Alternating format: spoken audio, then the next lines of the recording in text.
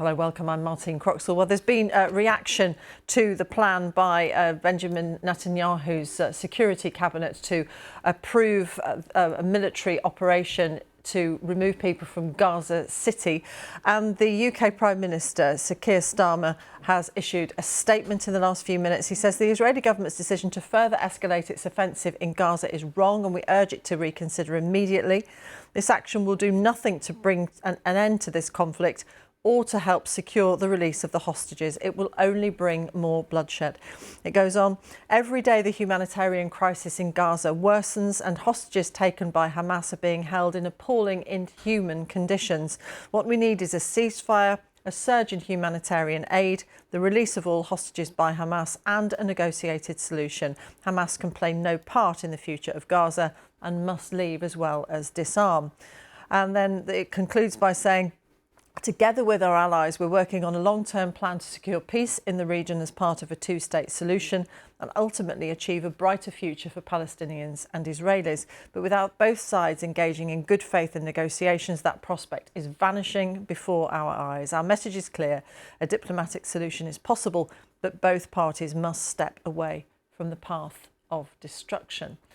Well, that statement is in response to Benjamin Netanyahu's plan for a full-scale occupation of Gaza City, including the disarmament of Hamas and the return of all hostages, as well as the relocation of 1 million of Gaza City's residents further south.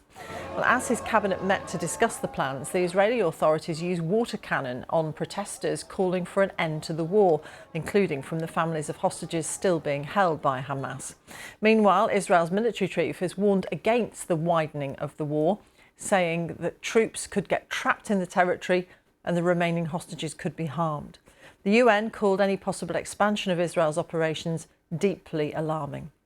Well, Israeli forces are already in around 75% of Gaza after nearly 2 years of war, with Mr. Netanyahu under intense international pressure to agree a ceasefire deal. In a statement, Mr. Netanyahu's office outlined plans to occupy the Strip, adopting 5 principles for ending the war, which are: first, the disarmament of Hamas; second, the return of all hostages, both living and dead; the demilitarisation of the Gaza Strip; Israeli security control over the Gaza Strip; and finally, the Israeli government wants an alternative civilian government that is not Hamas or the Palestinian Authority. Our reporter Simon Jones has more. As the Israeli security cabinet was meeting, protests on the streets. Among them, the friends and families of the hostages still being held by Hamas. They say increased military action in Gaza will put their lives at risk. In Tel Aviv, police used water cannon to try to disperse the crowds.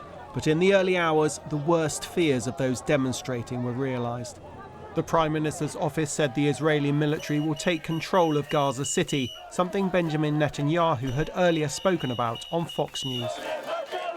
In order to assure our security, remove Hamas there, enable the population to be free of Gaza, and to pass it to civilian governance that is not Hamas and not anyone advocating the destruction of Israel. These are what the Israeli cabinet is calling the principles for ending the war. The disarmament of Hamas, the return of all hostages, both living and dead, the demilitarisation of the Gaza Strip, Israeli security control over the Gaza Strip, and the existence of an alternative civilian government that is not Hamas or the Palestinian Authority. With growing anger over the situation in Gaza, the move is likely to isolate further Israel on the international stage. This man, Mahmoud Ali Al-Jed, cannot believe the worst may yet still be to come. They have already occupied Gaza. Wherever you go, it's occupied. What more will they do? They have occupied and destroyed Gaza. If you go towards the sea, it's destroyed. Everywhere you turn, there is destruction. There is no safe place. We are exhausted. How long will this war go on? Aid being airdropped into Gaza City this week, home to hundreds of thousands of Palestinians. They may be ordered to leave before Israel's planned massive offensive. Israel says it will be providing humanitarian aid to the civilian population outside the combat zones. but the UN has warned that expanding military operations risk catastrophic consequences for Palestinian civilians and Israeli hostages alike. Simon Jones, BBC News. Our Middle East correspondent Hugo Bashega is in Jerusalem. He says Netanyahu's decision has already faced backlash. It was a very long meeting of the Security Cabinet, which I think is an indication of the divisions inside the government. And we've seen that there has been strong opposition from the leader of the military. Reports this morning suggest that there were some heated discussions between the Prime Minister and the military's Chief of Staff, who is against the idea of expanding military operations in Gaza and also the idea of a full occupation of Gaza. He's been warning about the possible catastrophic humanitarian consequences in Gaza. Around 1 million people leaving those areas. Many of them have been displaced multiple times, and there is the expectation that ahead of any military incursion, these people will be forced again to leave those areas. He also expressed concern about the impact on the military. This is an army that is exhausted after almost 2 years of conflict. And he warned the Prime Minister that, the full takeover of Gaza would be a trap for Israel.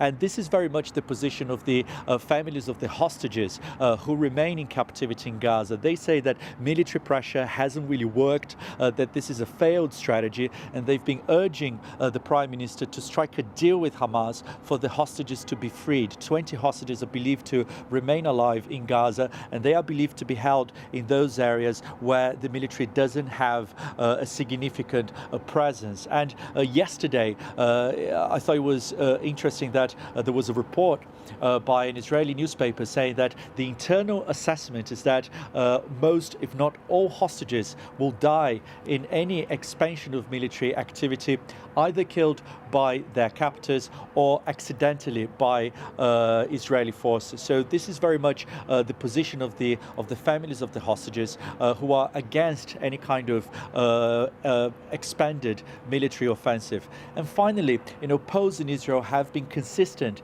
in suggesting that the vast majority of the public is in favor of a deal with Hamas and for the war to end. And many people in this country have been accusing the Prime Minister of prolonging the conflict in Gaza for political purposes to guarantee the survival of his governing coalition. Hugo Bashega in Jerusalem.